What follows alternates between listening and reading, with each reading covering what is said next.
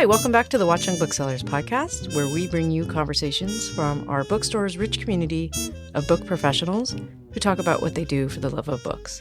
Thanks for joining us. I'm Marnie, and I'm here with my co-producer, Kathryn. Hi, Kathryn. Hey, Marnie. Hey, everybody. And today, in celebration of our upcoming Independent Bookstore Day on Saturday, April 26th, we thought it would be fun to have another shop talk. But today we're changing it up a little and not only talking shop with our booksellers, but also with one of our favorite regular customers. Caroline and Asia chat with our friend Edward about books, lunch, and more silly things, just like we do in the store. But before we get to their conversation, Marnie, do you have any books you want to recommend? Sure. I just grabbed a copy of A Separate Piece by John Knowles. It lives in the classic section of our bookstore. I think it came out in 1956. I should know that pub date. The reason I'm reading it... You should know it? Well, I should know it because I actually just looked at it for my... okay. The reason why I have the book is because my son is reading it. It's required reading at Montclair High School, and he asked me to read it with him. So... Well, that's really nice. That's Yeah. a nice way to stay connected. Yeah, and it's, I think he is a little reluctant to read it. I feel like anytime a teacher tells a student who's not an avid reader that it's a classic, I think it always is a little discouraging. So I thought it'd be fun to read it with him so that, you know, we could talk about it and he'd feel more encouraged to keep reading. How about you? What are you reading? Well, I haven't dug in yet, but I am very excited for the release of the new Yoko Ono biography by David Sheff. I got to see some of her work at MoMA years and years ago, and she's just amazing. And plus, our friend Liz Egan recommended the book in the Times, so I'm sold. I'm gonna start that. That sounds great. Okay, let's introduce our guests and get to the talk. Asia Jana was born and raised in Montclair and has worked at Watchung Booksellers for a total of 9 years. She is currently the gift buyer for the flagship location. Her favorite genres include dark fiction, short stories, essays, and memoirs. When she's not at the bookstore, she enjoys knitting, crafting, and of course, reading. And fellow bookseller Caroline is the school event coordinator and bookseller in the Kids Room. She graduated from Baylor University with a degree in English literature. Caroline is a poetry editor at Mayday Online Magazine. Additionally, she writes and researches the show notes for the Watchung Booksellers Podcast and is a co-host of the Watchung Booksellers Poetry Nights. She grew up in Dallas, Fort Worth Metroplex in Texas, and now lives in New Jersey. With them in conversation is Edward, a longtime denizen, aficionado, camp follower of Watchung Bookseller, whose primary claim to fame is the time he fixed the toilet. That's not, he wrote that, just so you know. We love Edward so much. He's in our store a lot. He's a very serious reader, and he's funny and smart and kind, and he always brings us the most delicious snacks. So, Edward, thank you so much for doing this. That's really awesome. He's also a writer. He comes to our Sunday morning writing groups. That's right. So we can't wait to see what he gets published into the world. Enjoy the conversation, and we'll be back after to fill you in on what's coming up in the store.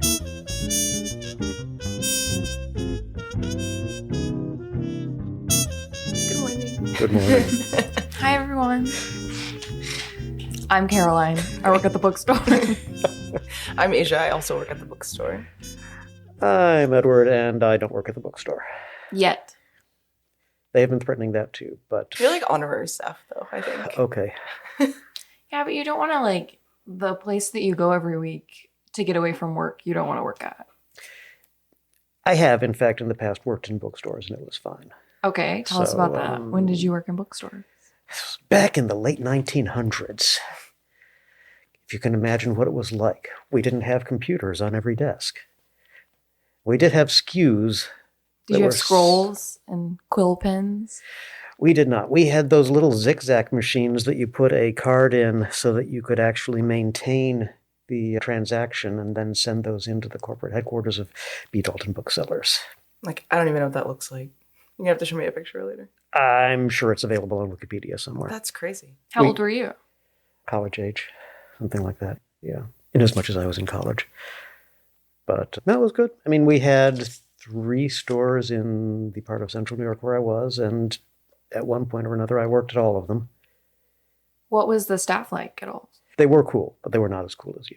Less cool. Less cool. What was like the big title that was out? Oh, this Like, was titles? back when L. Ron Hubbard was putting out his massive, whatever that series was, and Yeah. Scientologists were buying them up so that his books would appear as bestsellers, and then 2 weeks later they'd bring them back. So, Tom Cruise was just like at the register. I don't even know if Tom Cruise was a thing back then. I was like, that's probably before he got Sorry, into Scientology. But every single store, not just ours, had boxes of the L. Ron Hubbard, whatever They that were like series collections, right? was. Those really big ones. Yeah. He would churn out one every Oh, couple of Asia, months. you read them. Absolutely not. I've only seen them. I am told that they are easy to read, but I admit I have not read them either. The prose is beautiful. The imagery, Ron Hubbard, Scientology pros. I don't know, I didn't read them. Okay, so Scientology was big. What else do you remember? Back then, I worked at a Renaissance fair. I was a dwarf. Absolutely. So, but books, yeah. Obviously, I love books. Did you read a lot as a kid? Oh, yes. I remember one horrible day when I was with my mother. She worked at a small knick-knack store. They had a small book section, and Grandma with grandkid came in and said, "Would you like a book?" And he said, "I don't need a book. I already have one." And I mean, I must have been 5th or 6th grade, and I just, what? So the next day, show and tell, I reported this to, the class, and no one thought it was strange. She was the only one in there with more than one book. Apparently. You had the kid in there, like arms behind his back. No, I was always more polite than that. Outwardly. Yes. But I judged him. At that point in 5th grade, what were you reading? Mostly science fiction and fantasy. So, Phantom Tollbooth. I hadn't read Madeleine L'Engle yet. Yeah, that was 5th grade. Have you always loved science fiction? As far as I can remember, What do you think that appeal is? it expands the scope of stories you can have. If you try to limit it to reality, or at least reality as we experience it, it's more limited. But at least that was my perspective back then. Nowadays, I know that reality isn't as limited. So, But you still like sci-fi the best? no. What do you like? It's hard to say. And I am all over the place. Yes, I do all of your book orders, so I know. I know. And that's one of the things I love. Yeah, you read a lot of nonfiction, actually, 50-50. on I alternate. various strange topics. Yep. That's because nonfiction creates the elements that we make stories out of. And then stories are the stories, and I love stories. That is true. So wise. Did you come from like a big family of readers, or is it more of an My mother introversion? read. My mother read. Yeah. My father also read, but not as much. My mother was the... What did she like to read? she got me into Georgette Heyer. So that was the one romance author that I really like. The originator of the Regency romance. And all of her stories were not the same. She didn't just have one plot and do it. She also wrote some mystery novels. Very cool. But I must say my most recent romance novel was I Got Abducted by Aliens and Now I'm Trapped in a Rom-Com by Kimberly Lemmings, which is nothing at all like Georgette Heyer. Did you finish it? I have not remember you quite saying you finished really it. I do really like it. But I'm supposed to be reading a nonfiction book right now, so that would be The Light Eaters. Technically, the homework I've assigned myself is due. Yes.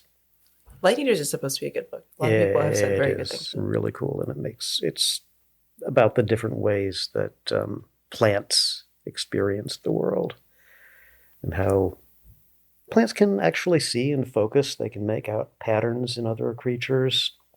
They, of course, have a sense of taste in that they perceive the atmosphere around them and the water that their roots grow in. I said that the other day. We were trying to decide what to eat. She's like, I wish we could just have photosynthesis and not have to pick lunch. I wish that people could do that.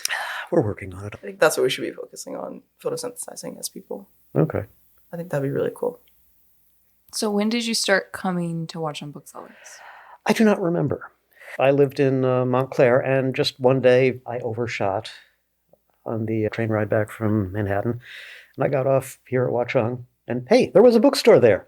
And I went in, and it was tiny, but it had so many cool books. And the people there were cool. So I just kept coming back and coming back and coming back, and it was only a half-hour walk from home, so... Not a big change from now. No, now it's an hour walk. I was like, that's the only different part, is that you walk longer to get here. Yep. And I still do it. We appreciate that. I appreciate you. An hour walk uphill, that's a very big sacrifice to make. Yeah, I like walking. Not as much as I like reading. So what is the thing that you're like, okay, you know what? I'm going to do the uphill walk. Like, I am going to go to the bookstore today. Like, what keeps bringing you back? The humans. Mm-hmm. I really like all of you. You like you too, Edward. You don't have to. Of course we do. Oh, no, you don't. It is not compulsory. But it's such a treat always to see you on weekends. And also when you come during the week, I'm always like, what are you doing here? Because you never come during the week. Mm-hmm. Yeah, that's because of work. Yeah.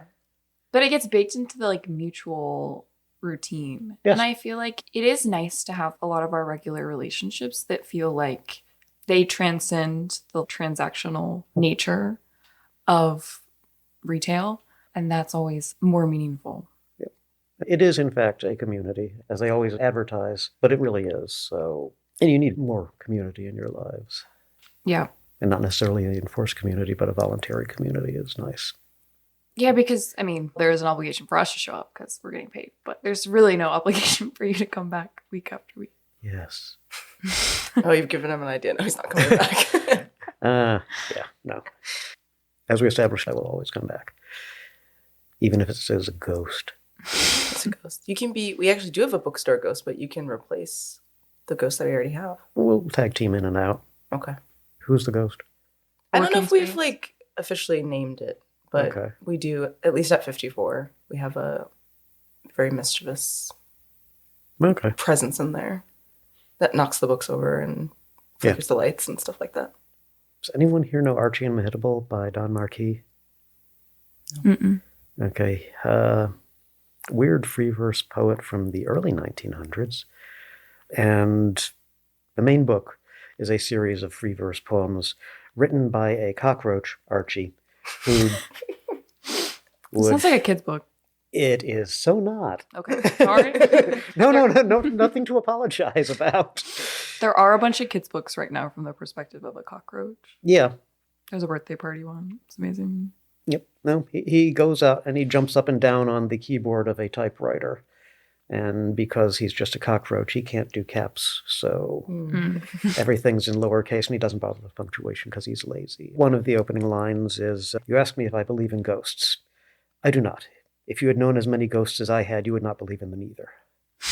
Yes. And we're all metaphorically cockroaches in our own Kafkaesque I was joy. like, I know it's getting there in Yes. like the view of humanity is like equivalent to a Yeah, cockroach. about, yeah. The nihilism will jump out. And we had better enjoy it. Because it's what we will have. You are like a very sincere, sweet person, but you do have a nihilistic streak that I find enjoyable. But that's often like your point of view on things. Yeah. I find it comforting. Yeah. It's kind of like Lily talks about. She finds it comforting to write about the apocalypse. Yes. Have you both read it? Her book. Yes. Yes. Last Okay. books were in her. Did you Yes. translate the alien speech in it? No, but I remember you telling No. me that you did. Yes. Yeah. She said you're the only one that's done that. Also, I'm like, did I not read it that well? What alien speech? In the, it was like part of some of the notes, right? Every then now and between- then she would be, as my alien overlords from the future would say. Oh, yeah, And yeah. then thereed be a little bit of typing. Okay, Yes. that's a really close read. Yeah, you gotta go back and look I at that. gotta brush up. Well, I mean, as soon as I saw it, I just knew I had to. And if you want to see the secret transcript, I can bring that in one day. Okay. But if you want to Get figure it eyes out on yourself, that. it's not that bad. Yep. Even I could do it. Do you feel like there are certain books that attributed to that attitude you have? No, I've always been like this. Okay. Actually. You're like, I was born a nihilist. Yeah, I've just always been like this. There's so many people who experience this. I have read, and my father sent this to me, Better Never to Have Been, by, I think his name was David Benatar. It is a serious philosophical look at whether or not existence is worthwhile. I'm like, why is that the series of unfortunate events? What do you mean? It actually really is. It That is is a Lemony serious Snicket, yeah. meditation. Have you ever read those? I have not.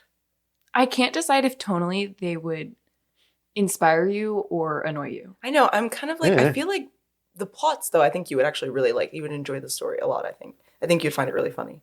But I don't know if you would find the voice of the book funny. I might have read part of one once and then I got distracted. If I did, then I liked it. I feel like you actually would like it. Did it include definitions? Yeah, Okay, yes. yeah. So sort of like Where he's Ambrose defining Bierce. Yeah. each word. Like, Yes. I feel like that's where I learned the concept of nihilism was Lemony Snicket defining it for me when I was like 11 or whatever. Because I read them all. My brother, near his bedroom, he used to have like the family bookcase of all the kids' books. So I would go sit out. It was right outside his room. I would sit outside his room and just stare at all the books. And they were all my older sister and older brother's like hand-me-downs. But I think we only had the first 3 series of unfortunate events. So I stopped there and then like years later finished the series. But I also would use that time to listen to what my brother was doing or what my sister was doing. I am not spying on you. I'm browsing. No, I don't need any help. I'm just browsing. I should get back to that at some point. Because I still love children's books. You do order children's books. I do. Yeah. Yes. On a regular basis. Yeah. All the time. I got you to buy The Magicians, Yes, you did. that big graphic novel. Mm-hmm. Not just because it was sitting in the window for 2 months and nobody else looked at it, but because it was a beautiful book. It was. And I read it. I don't remember whether I classified it as fiction or nonfiction. Do you have a favorite picture book? A very young reader's book? I'm going to have to go with Diary of a Wombat. I thought you were saying I thought you were gonna say Diary of a Beacon. That's a crazy pull for effort. Surprise! Captain Underpants? Exactly my humor. Diary of a Wombat. Though there was a little board book called Peppermint that doesn't exist anymore, as far as I can remember. What was it about? It was about a little cat. Actually, it was about Sold. a little girl who was too poor to bring a pet in for a pet show-off day. And she was given by a kindly grocer a small white cat. And it was all dingy. I pictured Peppermint as a black cat. I did too when you were explaining. It was an entirely And it white had, cat. like, This was... Candy cane. No, the whimsy came later. Okay. When in trying to clean up this poor dingy... She accidentally dropped it in a vat of blue dye. Wait, this is a board book? Little tiny board book. Okay. One of the smaller versions of the Golden Books, I think. Okay. I actually still have it. I could bring it in. This is totally a book that you would be like, would. this is my favorite Yeah. book. My favorite book is Peppermint. Yeah. That's amazing. But that's what... Well, the whimsy isn't in the beginning of the kid's book. It's at the end. Yeah, the beginning of the kid's book is actually rather tragic because it's about this poor girl who couldn't afford their own pet and was stuck with the leftover run of the litter. Well, whimsy That is... turned into a blue cat. That turned into a blue cat. Whimsy is often a cover-up for being tragic. Yes, yes. Especially in a lot of kids' books. Yep. It is. What's another book recently that you've read as an adult that you really liked? Book that I've read recently. Tasty by John McQuaid. Because for some reason You said that so... I can do my announcer voice. Please proceed. Thank you. Tasty by John McQuaid is an analysis of how the human sense of taste and perception of food has evolved, along with how it has existed in other species. Critters, what have you. Various life forms on Earth, at least the ones that we know about. Is that why you moved on from how humans eat to how plants eat?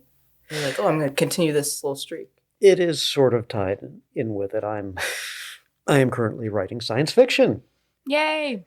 And Even though it's not your favorite anymore. I have gone past the realm of having favorites. I realize that affection is a multidimensional experience where certain things may be your favorite right now. You might prefer potato chips over... But taste is temporary. You might prefer potato chips over corn dogs, but then you prefer corn dogs over split pea soup. But you still prefer split pea soup over potato chips.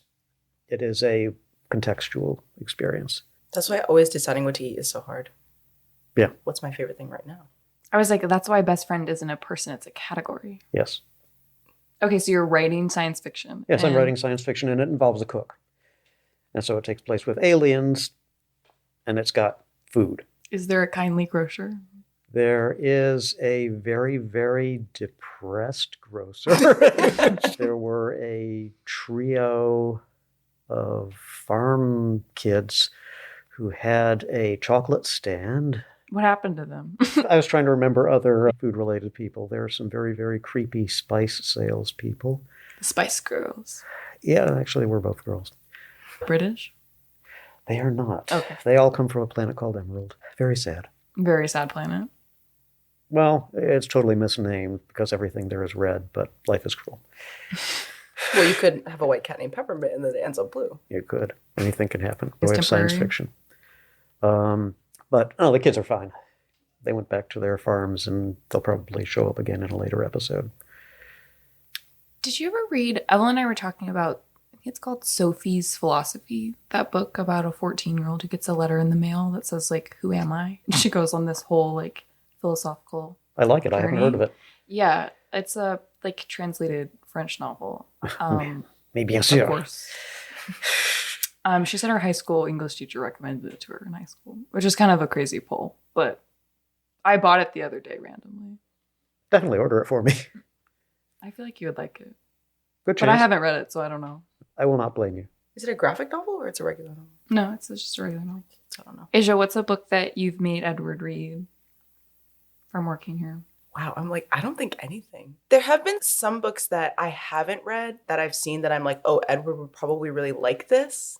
And I've showed them to you. And I think you've been like, okay, and bought it. But I don't think Yes. anything that I've read, I've actually given to you. We don't really have similar reading tastes. So I don't think I've ever given him like, oh, I think you should really read this. I do not remember, but that doesn't mean anything. I was going to say, you probably have a better memory than me. So if you don't remember it happening, it probably hasn't happened. No, the problem is I also have load-bearing stacks of books. So Yeah. What about Emma? You might have more overlap. Yeah, I was with going to say, Emma. I think you and Emma have had more like overlap. Were you reading John Scalzi before she told you about kaiju? Yes, I have been reading Galzi, not based on her. I know you talked about that. Okay. Yeah, no, I stumbled across him just because he was on Blue Sky, and it sounded like fun. But then there was a book called Old Man's War, and I thought, okay, I'm feeling old. I'll read that. What about your Renaissance days? What were you reading then? Were you reading at the Ren Fair? Yes. Do I remember what I was reading? A lot of Shakespeare. Yeah. What's your favorite Shakespeare? Hamlet. I see that for you. I do too. I'm like, yeah. that makes a lot of sense. I got to play first clown, which is the singing gravedigger. Thank you. I'm like, that little boy talking to the skull, Edward's going to love that. Have you read The Skull by John Clausen? I have not. That's an amazing book. Actually, you would You love would love that. Okay. It's about a little girl who makes friends with a skull, and she like dances with it, and Okay. like he's in a haunted house, and at first she's afraid of the house. It's based off of a folktale. I don't remember the country of origin. I don't remember, but it's like a rewritten like take on a folktale. Definitely. Cool. I think you would really like it. Yep, Order it. would like it. Wait, I think I we just have. remembered. I'm like, the only book that I've given to you that I was like, this is so cute. It was a kid's book. It was Corner. It was that picture book, that really slim picture book. You do Yep. love that book. And I said, this is so sweet. And I showed it to you and you were like, yeah, this is really, it's cute. And then you bought it. That's the only book I think I've ever given to you. Is a picture book with no words and Okay. just illustrations about a little crow. Yep. Crows. Yeah. What about? Did you care about Edgar Allan Poe? Sort of. I really like Nathaniel Hawthorne more. Me too. Love that guy. Yeah, I can see that. His short stories rock. His The Minister's Veil. The Artificer of the Beautiful. Have you gone to Salem and looked at his grave and stuff?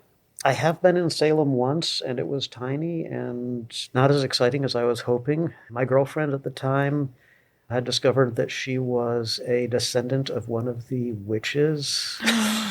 That's awesome. And so it was her interest in the trip? Oh, no, I mean, Oh. I've always been morbid. Yeah. But Well, the museum in Salem has crazy animatronics.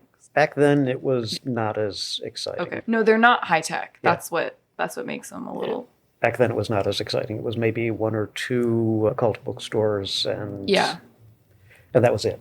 Yeah. Maybe a historical marker. Have you read like some of his other novels, or is it mostly the short stories, like House of Seven Gables? House of Seven Gables, Scarlet Letter, but I just really liked his short stories. That was my favorite thing we read in high school, The Scarlet Letter. I was like, this is the best book ever. That was one of the only books I read in school that I actually really liked it.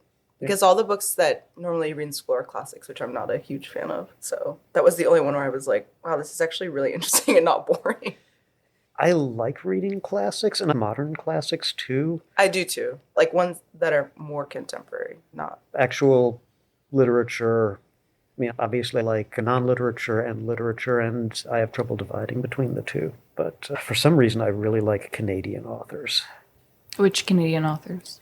Well, in the science fiction fantasy section, Guy Gavriel Kay, who was one of the people who was working on Tolkien's Leftovers. Okay. And then he just developed his own voice, and he is phenomenal. So I cannot recommend him enough, especially Lions of Alrasan. Charles DeLint was one of the pioneers of urban fantasy. Mm-hmm. Could be. He sounds familiar. I really like him. For the longest time, I thought he was a woman, writing under a man's name. But my favorite author, possibly of all time, is Robertson Davies. And he writes novels. He wrote novels. Then he died. Now he's a ghost. You just know that. Do you have any other recommendations for me? I feel like you might like that Italian children's book author wrote the Book of Why. We gave it to Marnie last year. It's like kids writing in he used to have a column where kids could ask him anything, and then he writes little essays as answers. So it is kind of silly and philosophical. It's like the kids' version of My Cat Ate My Eyeballs. Okay. Well, actually, I think that's Which not I have. necessarily true. Yeah, because those are questions by children, submitted by children, that she just answers with long essays about what happens in certain instances to your body, like after you die. Mm-hmm. Did you read that? I have not read it yet, but I have all of her fun. books, and I support her on YouTube. That's a fun book. What's her name? Caitlin? Doherty. Yeah. Yeah. Did you ever read The Sentence by Louise Erdrich? That's like her haunted bookstore book. Okay. Because she owns a bookstore. It's about a bookstore that's being haunted by a ghost. And the main character and the ghosts, like their interactions. And that was it's actually the only book I've ever read by her, even though I have other books of hers at home. But I feel like that's a good one to start with, like if no one's ever read her. Okay. Very readable. If we don't have it, please put it on order for me. Okay. And she mentions a lot of books that she enjoys in the book. So there's a lot of recommendations inside also, which is good. Cool. I think we do have it. Okay. Then I'll be carrying it home, and it'll weigh extra on my hour-long walk. Well, I always tell people, like, after I recommend books to them, I'm like, if you didn't like it, I didn't recommend it to you. So can just go through that line of thinking. There are very few books that I have started and not finished. But I've gotten old enough to the point where I actually am willing to say, okay, this isn't worth another 3 days of my life. Yeah. Is this like a controversial question? What's a book that you really hate? Anything by Faulkner. Okay, that's fair. Why is that? Did you have to read? Have you ever read one of his sentences? No. Okay, there you go. Awful. No. Yeah. That was not one. I was not in a class in high school where we were tasked with reading. Was I lay dying or whatever? No, the joke back in class was, okay, and for tomorrow's assignment, you read another sentence. It's 15 pages. Right. Oh, okay, it's like that. Okay. Yes. So many writers cite Faulkner as like a huge influence. Must not be like this. But then that feels like they're like, oh, I'm tapped in a way you could never be. I love Faulkner. I'm like, I'm not sure that's anything. I actually went back 3 or 4 years ago. It was pre-plague, so it was further. And I got a Faulkner book to see if maybe I just wasn't ready for it in high school. And no, I could not find anything redeeming about it. Ready for? No. I was not willing to spend another 3 days of my life on this experience. On 3 sentences. Yes. I hated Call of the Wild. London? Yeah.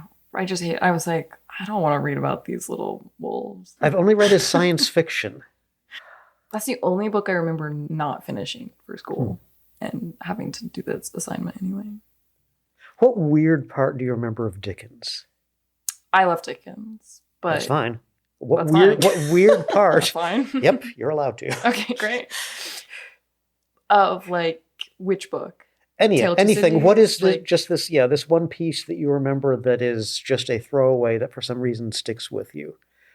Dickens really cares about like the characterization of the Victorian ideal. So sometimes I feel like it's like this character is evil because he has an evil shaped head. Like it's very like 1-to-1 on their appearance indicates their character.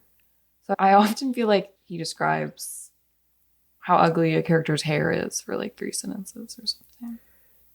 I heard that one of the tricks with Dickens is you realize that he was paid by the word. And with Hugo, you realize that he was paid by the line, which is why he would have conversations that were, hello. Well, they often published periodicals too. So Yep. I never read either. I have no opinion on them. This is interesting to learn. Yeah. I didn't know this. And sadly, the thing that I remember most about Dickens is this one line in Tale of Two Cities about the evil count, or whoever he was, and how the only sign of emotion on him was that 2 little creases on his nose would appear and disappear when he was feeling emotion. yes, that's what I'm saying. The physicality of the face was like the window to the heart. Physiognomy. Yes, the Phrenology. I loved Tale of Two Cities. I liked Carton. Oh, I can see that for you. Being a huge Sidney Carton supporter. Yep. Once again, morbid. Asia would love it because the evil woman is like, is she weaving or like? She's not evil. No, I know. She's knitting. She's knitting, and that's like the fate of the revolution. Yep. Is written in code in her knitting. Okay, I'm like, now I gotta read that book. Yeah. Yeah. And I still use, what would Madame Defarge do? Oh yes, she wasn't evil, but yes. That does sound very cool. That's like, I don't know. That's one book that I always look at where I'm like, what if I did read that at some point in my life? But I look at a lot of classics like that. That's how I look at Crime and Punishment, which I almost did read for my high school, my senior thesis. And then I got the book and I was like, oh, this is crazy long. I'm not reading that. So I picked something else. But the plot of the book sounds really interesting. Everybody always says that that's a really good, that's a good book to read. I feel like Middlemarch is always the classic that I want to read and don't. Yeah. We need more time for reading. That's the one thing. That is true. So we're getting ready to wrap up. What's something that you're looking forward to seasonally or by the end of the year or? Well, there's got to be more books, but I don't know what's coming out yet. There are actually a lot of good books coming out this year. There's a good pool of reading this year.